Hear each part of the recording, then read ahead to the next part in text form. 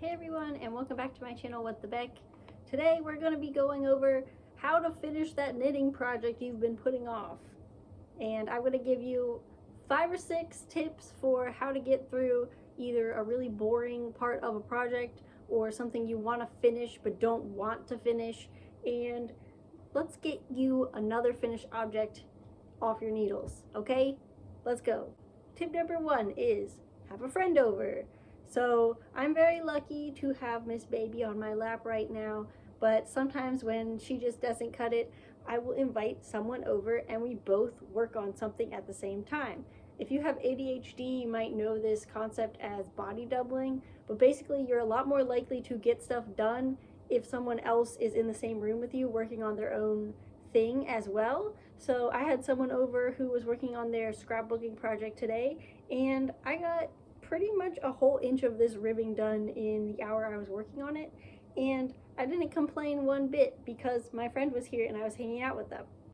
Tip number 2 is to put a stitch marker where you started for that day or that session.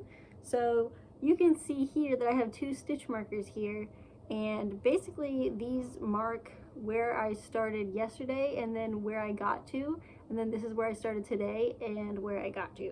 So by putting a stitch marker on there, you can see how far you've come, and that can help motivate you to keep going. Or if you want, you can do tip number 3.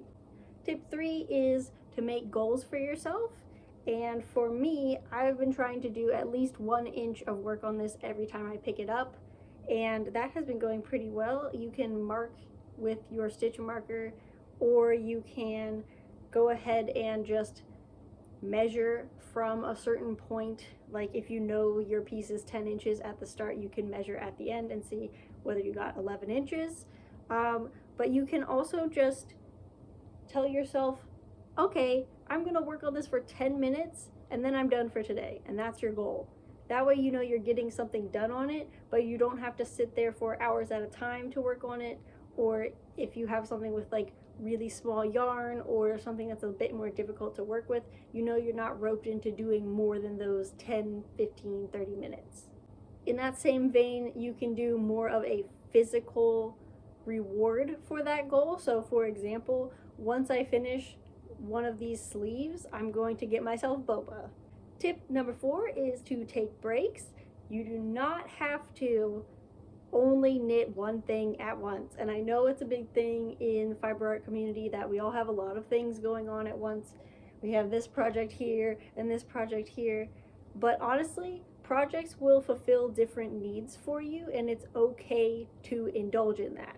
So this one is pretty mindless, but it's got a little bit more of a fun texture, and it's one of my favorite stitches in crochet, whereas this is really simple, but it's not my favorite step. So I don't really love doing ribbing, but I do really like doing this double crochet stitch pattern here.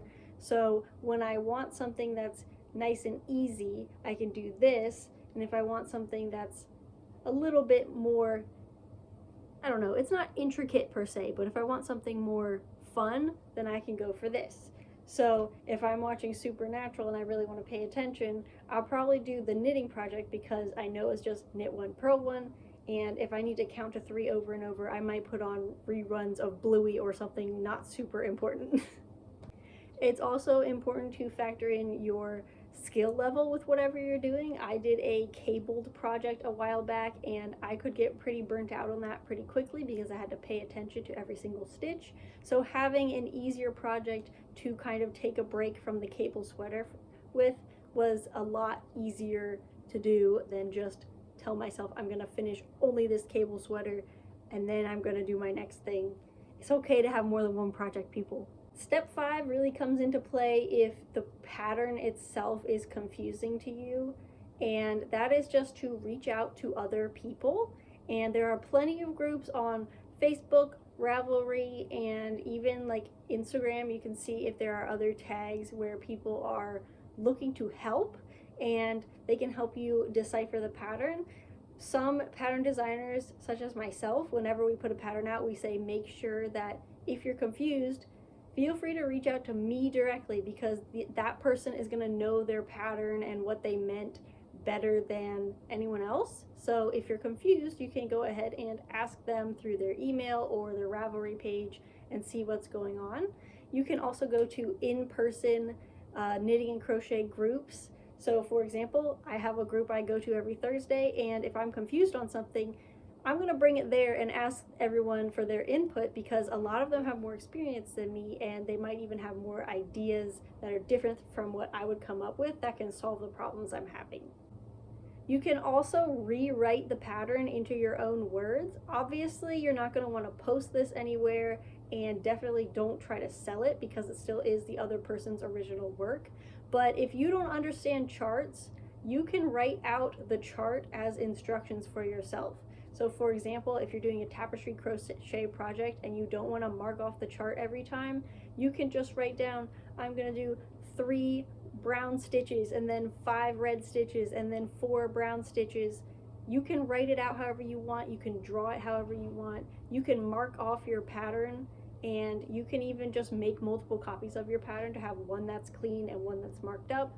I also recommend, if you're doing a pattern for a wearable that comes in different sizes, that you go ahead and highlight what size you are and the relevant steps for that project at the beginning. That way you know exactly which number to pay attention to during the knitting, so you don't get as confused. Those are my 5 tips. I hope that they can help you out in your knitting journey or crochet journey, and I'm hopefully going to finish this sweater soon. Again, I'm letting myself take breaks when I need it, and I'm just looking forward to the finished project here. But until then, I'm doing a bunch of stockinette, and I'll do it when I'm ready to do it. But I just wanted to share this with you, so that if you're also having an issue with getting motivated to do a certain project, that maybe these little steps can help you. And if you enjoyed the video or thought it was helpful, please leave me a thumbs up, to like the video, also subscribe to see what else I'm going to be making, and I'll see you in my next one. Bye!